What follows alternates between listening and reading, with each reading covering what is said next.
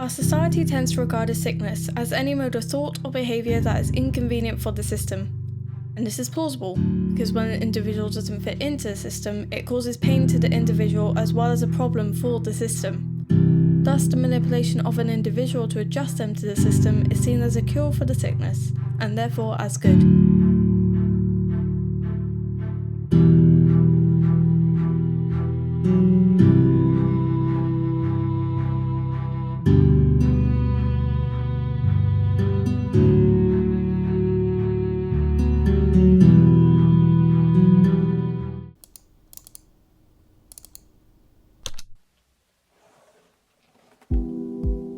Mental health has always been a complicated subject to understand for those who have not suffered with it themselves. Of course, in this day and age, a lot more research has been done, and having a mental illness is now classed as having a disability, as defined under the Equality Act established in 2010. Many say they know what mental health is, however, how many actually understand? I conducted a survey in which 35 people responded to, asking whether they had a clear understanding of mental health. 7 out of those 35 people said that they didn't, and 2 said they were unsure. If you apply these statistics to an average of 35 people in the population of a country like the United Kingdom, which has a population of around 65,399,543, that would mean that an estimated 1,868,558 of those people do not have a clear understanding of mental health.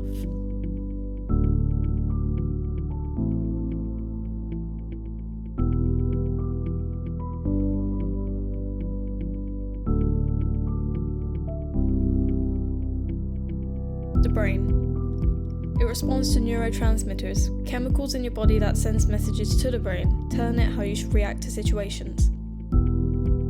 Neurotransmitters like serotonin, GABA, and norepinephrine have all been linked to anxiety. Not that the chemicals themselves are bad. Serotonin is actually a natural mood stabilizer, which at a normal level helps reduce depression, regulate anxiety, and overall makes you a much happier person. It's a necessary chemical to have in your body, but when there's a reduction in how much there is, that's what can trigger anxiety and depression. The hippocampus is the cortical that plays a main role in memories and regulating emotions, and is located in the medial temporal lobe. This is also closely near the amygdala cortical, the part of the brain in which controls your emotional responses, aggressive behavior, and most importantly, fear. Neuroscientists at the University of California, Berkeley, have found that chronic stress triggers long-term changes in the brain structure and function. In short, the brain has been known to shrink under long-term stress.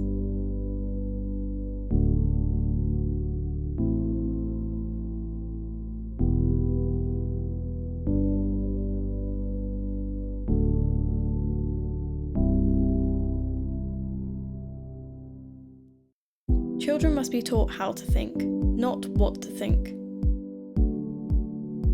I interviewed some students about the educational system and how it deals with mental health. How well do you think schools deal with mental health? Not very well at all.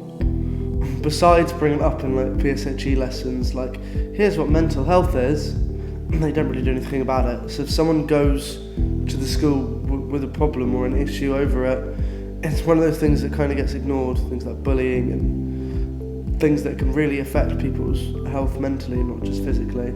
Seems to be swept under the carpet a bit. Not very well. I think they aren't very aware of what people go through and kids go through. I honestly think teachers need a training day or something where they can learn about what they can do to make their students more comfortable and what they can do to help with whatever they're going through. Say if they can't do a presentation because of an anxiety, they can kind of compromise to do it just one-to-one, or to do it without the students, or maybe have someone to help them. There's loads of different scenarios of what they could do, which I think they honestly don't deal with it very well, because I think there's an epidemic in mental health at the moment. So how well do I think the education system deals with mental health? Education around mental health, I think, depends on on the institution where you're at, and how much an importance it is for them. Here at college, I believe that actually there is a lot of good work done for raising mental health issues. You've only got to look around the place to see promotion as well as support that's on offer. I also asked on my survey about whether or not we should educate children from a young age about mental health. 34 out of the 35 people who took part said that we should, and one person said maybe. If kids have to learn about physical health, about the bones in the body, and about, different things about physical health, they should have to know about mental health, because it's, as I said before, just as important. Also because then if they do end up experiencing it when they're older and they haven't really been taught about mental health, then they're going to feel like scared and alone, which I definitely think it needs more awareness. Mental health is an issue that we can always be better educated with.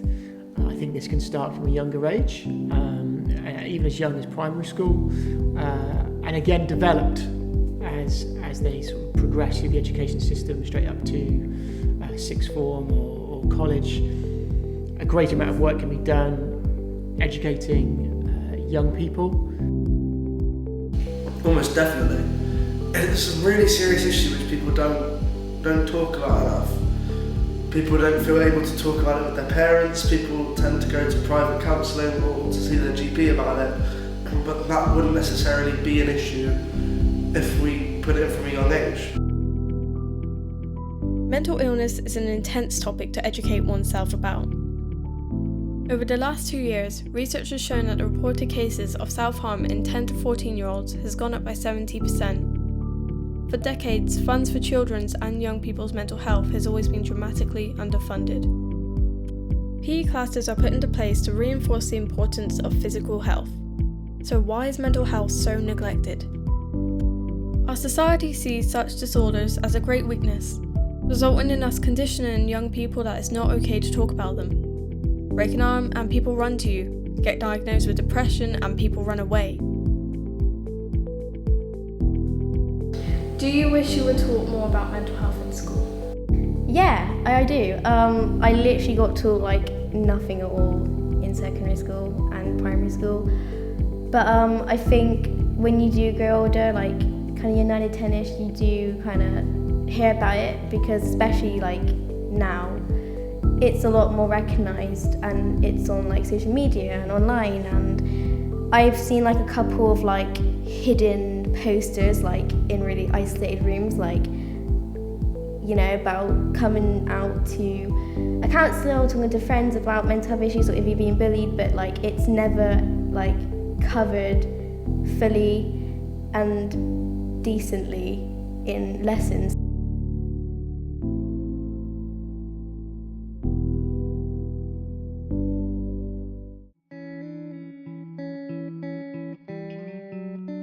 In the midst of anxiety and mental illness in general, it's easy to think of yourself as flawed and that you're poisoned by your own mind.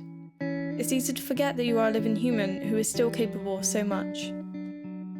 What you have to remember is that most mental illnesses cannot be cured, only improved. Thus you'll be stuck with it for the rest of your life, and you can't go the rest of your life thinking it's a flaw and a parasite. It's part of you. Anxiety is a natural human response. It shouldn't be dismissed entirely, but made more manageable and healthy.